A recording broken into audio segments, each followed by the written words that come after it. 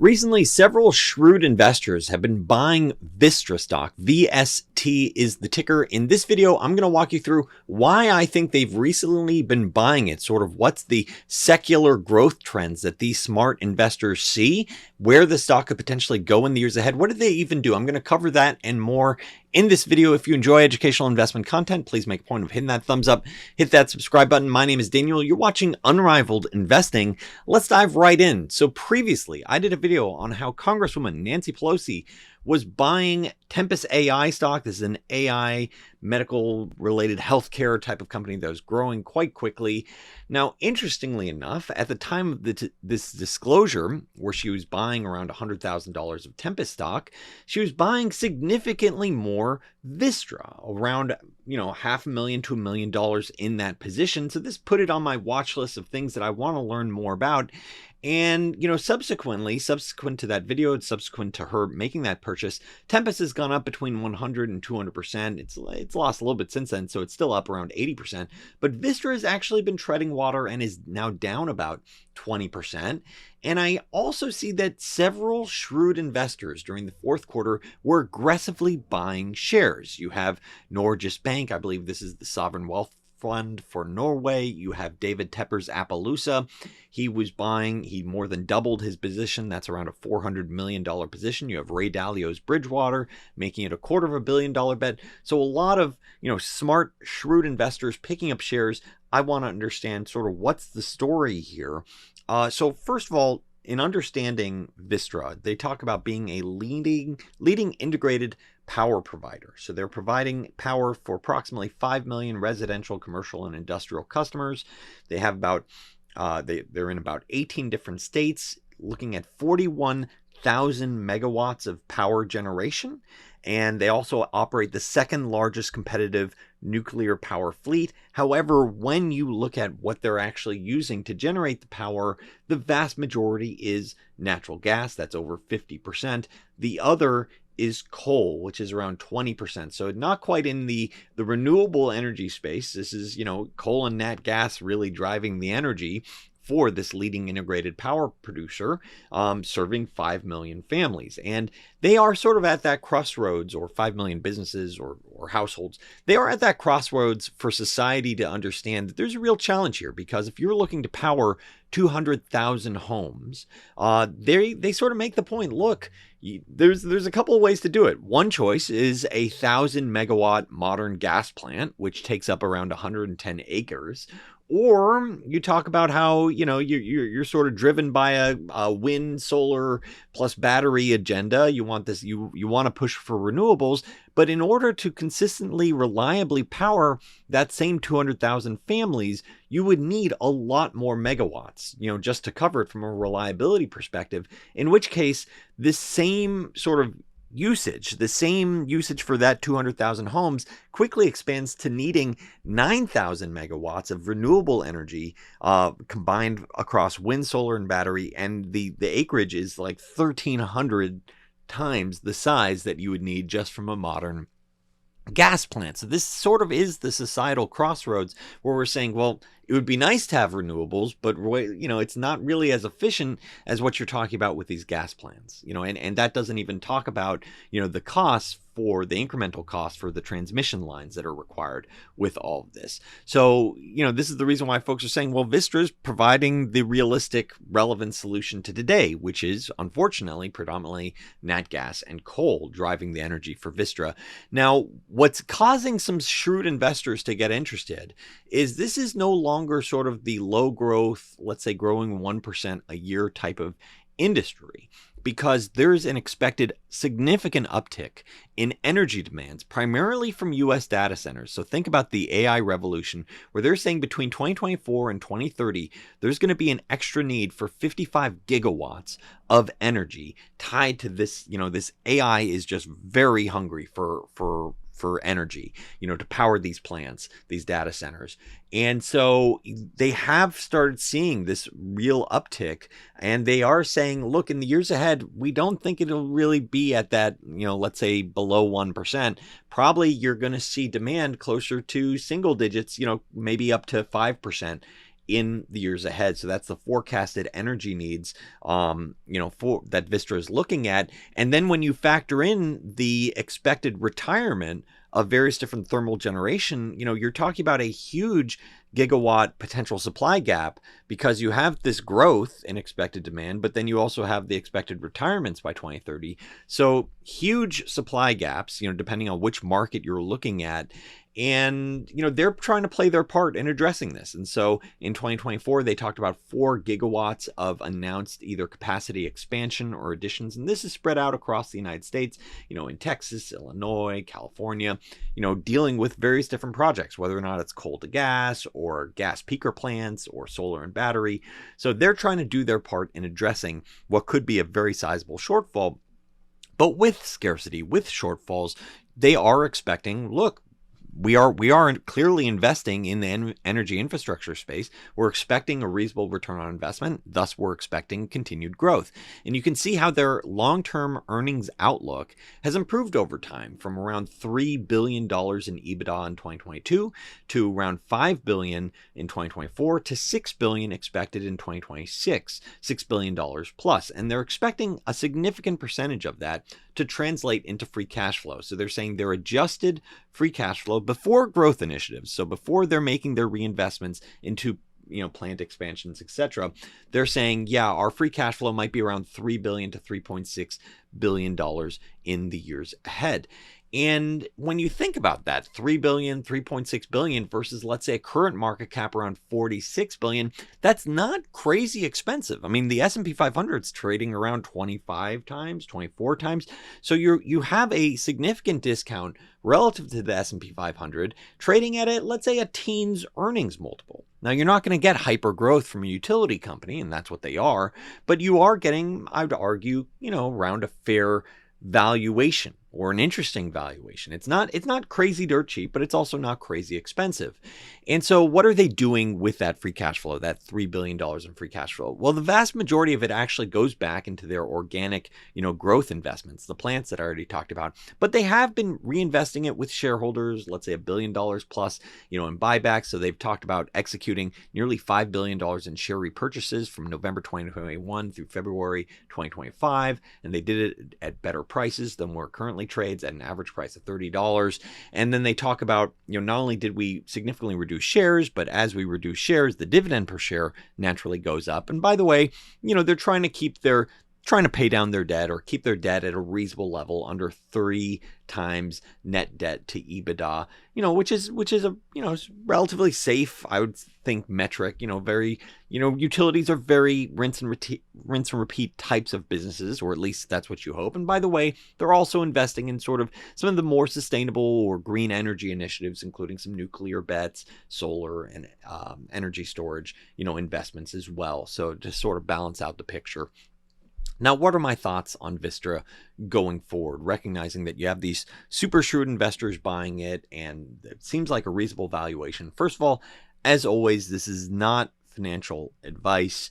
And also, quick plug, earlier this week, Sam, a premium member of the Unrivaled Investing community, shared the following. This is a direct quote. This was on our exclusive Discord server, so you can see it yourself if you sign up.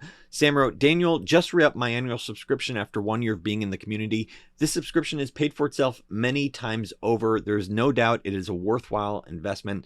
I'm 20 years old, sophomore finance, econ major, and can confidently say I have learned more about investing and analyzing companies from your videos in this community than I have in the classroom so far. Looking forward to another year." I absolutely love to hear it, Sam. And frankly, I'm grateful for the community at Unrivaled Investing, because you have folks like Sam, who's a college student. You have folks that reach out and say, "Hey, I retired early thanks to Unrivaled Investing." So if you're looking for compelling ideas, come check it out. That's unrivaledinvesting.com.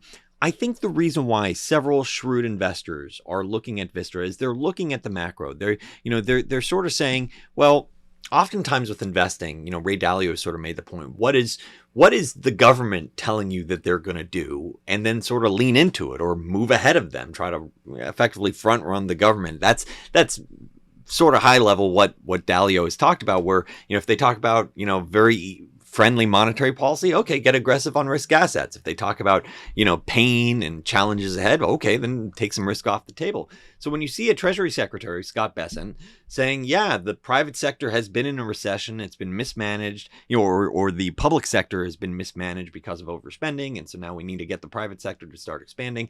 So clearly, this is not a mega bull type of comment. This is saying we got some short-term pain, to fix as we, leave and exit significant, over expenditures from the public sector and the government, doing 6 to 7%, deficits. And then you have the president saying, yeah, there's going to be these tariffs. It might cause some short-term pain, but it'll be worth it. So when you have, the government, the U.S. government saying, yeah, expect short-term pain. Well, it's only been a couple of weeks. Short-term pain usually plays out over a couple of quarters, possibly a year or two. So it is important to recognize that you have the U.S. government saying pain.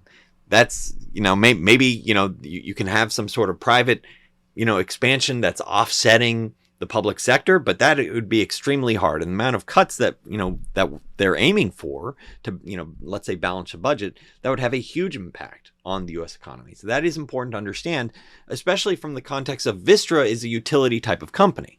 So they are more insulated from those types of economic shocks and risks. Like people aren't going to say, oh, I'm not going to pay my electricity bill this month. Generally, that's not what happens. They say, okay, I'm not going to go pick up that luxury good or buy this discretionary item. And that sees more of the brunt. Electricity stays on. You got to keep the power on. So utilities generally are more insulated from that economic potential pain. So I think that's why you're seeing these various different shrewd investors, whether or not it's politicians, sovereign wealth funds, mega funds, one of the largest hedge fund in the world, shrewd investment funds. So I think that's the reason why they're saying, okay, pain potentially in 2025, growth slowdown, why not buy some utilities at a reasonable value?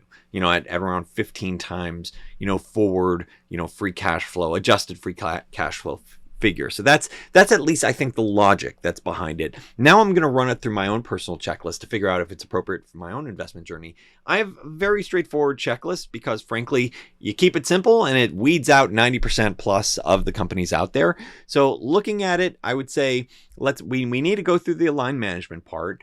The valuation, I would say, is reasonable-ish. You're talking about a teens type of valuation. The growth potential does strike me as obvious. It's not high growth potential, but I would say it is obvious growth potential. You're probably talking about, 5-10% type of growth as they're reinvesting in terms of their various different, organic projects, expansion. Blow up risks, we'll talk about in a second. Win-win, obviously, as they, expand, maybe the cost of energy go down, consumers actively use it. So I view this as it's interesting, but let's go through some of these details. So first of all, it's important to understand, yes, utilities are supposed to be very stable businesses, but they are susceptible to real executional hiccups. And Vistra, has a long history. Previously, it was through another organization that went bankrupt, and Vistra is now its current form. But look, just a few years ago, during a harsh winter in Texas, it resulted in a freeze cost of around $1.6 billion that cut their profitability nearly in half for the year. And that was just, sort of one big incident that significantly impacted their results. So that's, one aspect. More recently, in I think it's Moss Landing in California, where this is once again Vistra, they have the largest battery energy storage system in the world. It caught fire, leading to the evacuation of 1,500 residents. This was just earlier this year. And so, when I see these instances, and this instance might cost them, like $500 million, I look at this and, execution really, I would say I do not like to see those instances. Now, I'm sure I could, find more if I were to keep digging, but those types of things make me uncomfortable thinking about it. It's yes, utilities should be very stable, but it does assume from an execution perspective that you don't have like, hey, a bunch of lithium batteries, causing a hazmat issue for, thousands of residents, and where they could be, who knows how long that they're, relocated. So you have that type of, development. You want to make sure you don't have big snafus. So that is, I would argue, the blow up risk is, could you have, something else like that where you wake up and go, oh my gosh, this is really unpleasant. So that's one element. The next element is management alignment. The CEO, he has shares, around 2 million shares based on the current share price, even though it's down a bit today. That's worth around $200 million versus annual compensation of around $8 to $10 million. Personally, that I do view that as aligned, and he's been with the company through, I think, their prior bankruptcy and their new evolution. So I look at that, and personally, for my journey, I prefer just sort of founder-led businesses, because I think with founders, it's their life work oftentimes. So when it's your baby, I feel like the Moss Landing fires and the issues like they had with Texas in 2021, I just feel like issues happen less often when you truly own it. Like when you're sleeping about it and you're thinking about it and you're like, this is my life's work, I need to make sure it's good. So I think the financial alignment is there. I just prefer founders personally, or someone that owns just a crazy amount of stock. So it's not like he owns a lot of stock, but it is worth a lot what he owns. It's not like it's 1% of the company.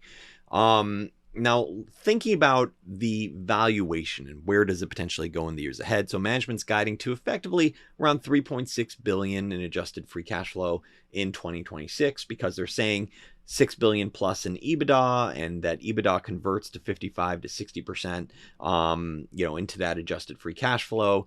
Now, let's assume the majority of that 3.6 gets put back into gigawatt expansion, or effectively organic growth for this, new projects, expansions, extensions.